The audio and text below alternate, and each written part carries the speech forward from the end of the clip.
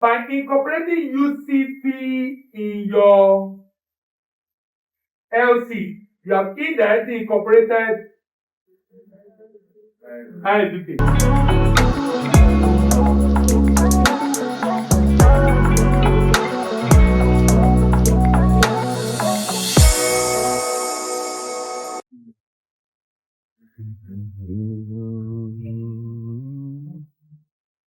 International legal instrument governing letter of credit. International legal instrument governing letter of credit.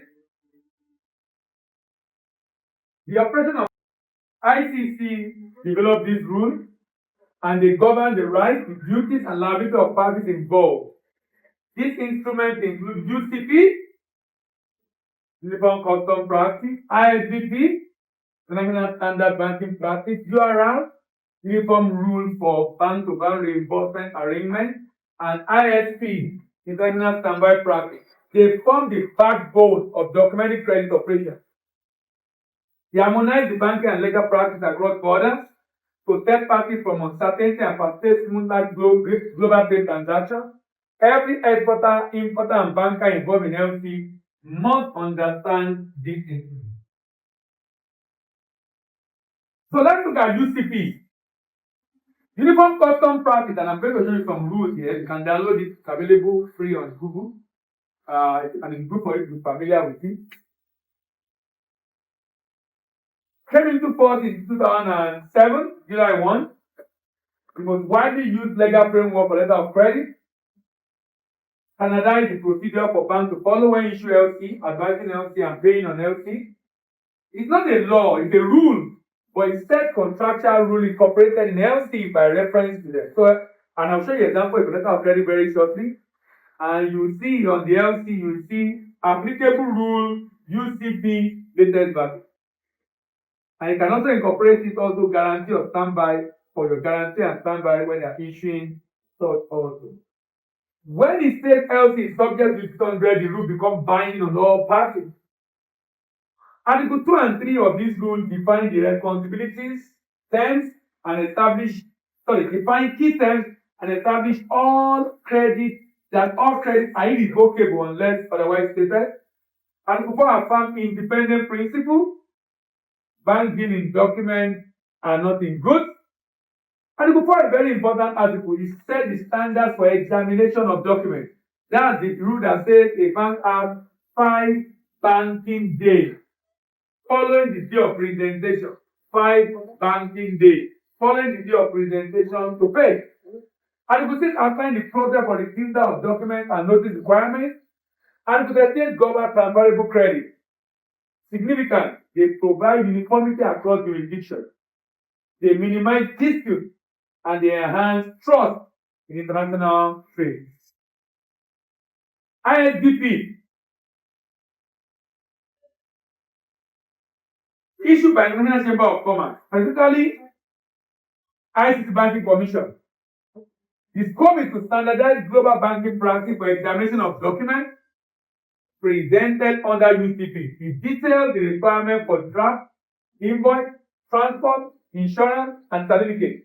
It's not a law, but a definitive statement of international banking practice. By operating under UCP, which refers to ISBP, banks implicitly agree to follow ISBP. So Article 3 of UCP defines conforming documents or compliance documents. And in that definition, it says an LC, a document, is complying when the document presented comply with the LC terms and also with UCP 600 and with International Standard Banking Practice 821. Now, so by incorporating UCP in your LC, you have indirectly incorporated ISBP. ISBP expatiate further. Let me give you an example when I did ISBP explain. It is an LC. The LC is issued by in favor of ABC Limited. When the document was issued with ABC Ltd. Some before now we say this is discrepancy. They won't pay. So ISP says a common abbreviation is not a discrepancy. Does that make sense? Yeah. So it clarifies a lot of vague issues, areas that make people to decline payment of frivolous rates. Clarifies it. So if I say I'm shipping goods 100 metric tons, then in the document you see 100 MT. You can't say discrepancy. Why? IFP says a common abbreviation should not be allowed. In fact, if there is a typo, model 456, that's LC. In my document, I put model 456. Assuming I said model 546, this will be discrepant because there can be model 546. But if I put model 546, you can't say discrepancy. This is just a what? Typo. The typographical error. So the typographical error will not be because of that you're dealing with transaction of over $1 billion, $5 million, and this is the all day is not paying. Very minor impact. But I have to clarify all these anomalies. Key feature reduce the discrepancy by setting a single global standard. It includes key practices such as disregarding minor typo in addresses, prioritizing the function of a document over a title, and clarifying the role of different transport documents and insurance documents.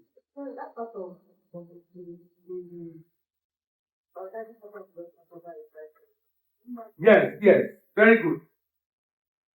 A document is not as important as the title. What is the main document is the content. So that means if your ILC says you should issue an invoice, and on the invoice, or a parking lien, whatever the name is, if you don't write the name the way it's stated, but the content is the content called for, that will be superior to the name you put. The idea is different countries have different practices. So the fact that we call it a little different, someone say final invoice, someone say commercial invoice, you are not going to, because of that, say you are not going to pay. When the content is basically invoice. I mean, do you understand what I'm saying? So, in fact, in the rule, you will say, however name, as long as it contains the following, it meets the requirement for invoice. However name, in this set of rules, so it's basically giving the content of the document precedence over the title of the document. Does that make sense? Uniform rule for bank-to-bank reimbursement under document of ICC regulate the reimbursement arrangement between banks operate in conjunction with UCP when the credit specifies subject to URL. Key provisions define the obligation of reimbursing bank and issuing bank. Clarify when reimbursement authorizations are revocable or irrevocable. Protect bank by clearly outlining reimbursement claim, timing, and liability. It ensures smooth interbank settlement, avoid delays in payment, and clarify accountability when multiple banks participate in a trade transaction. Thank you. No. I thought you mentioned it. Please, can you go back, sir? You have a question there? Yeah. Okay, good. Okay. So, why this is important is every bank does not have account with every bank. Am I making sense? So at the bank, you have correspondent bank, let's say Citibank. But you need to pay a Agricultural Bank of China. You don't have account with them. You need to pay a bank in any part of the world that you don't have account with. Bank to bank reimbursement. I thought you said not go here. I know, I'm taking to the door. Bank reimbursement arrangement make it possible for you to pay that bank. Most likely that bank has account with Citibank. You understand? So if you have account with Citibank, I'll just tell Citibank, get my account and credit that. You know, when you do transfer locally, you transfer from First Bank to Credit Bank. I'm sure you know the money does not leave your bank. But people don't know. You thought the money left, fly across. You just credit there. The money does not leave your bank. That's why there's settlement. Same thing, if a customer deposits dollar into his account and you're transferring abroad, the money does not leave your bank when you get the customer. Settlement is done with a corresponding bank. Do you understand? Yeah. So the rules basically allow a bank to be able to settle another bank strictly for healthy transaction this time around using these rules 7 to 5.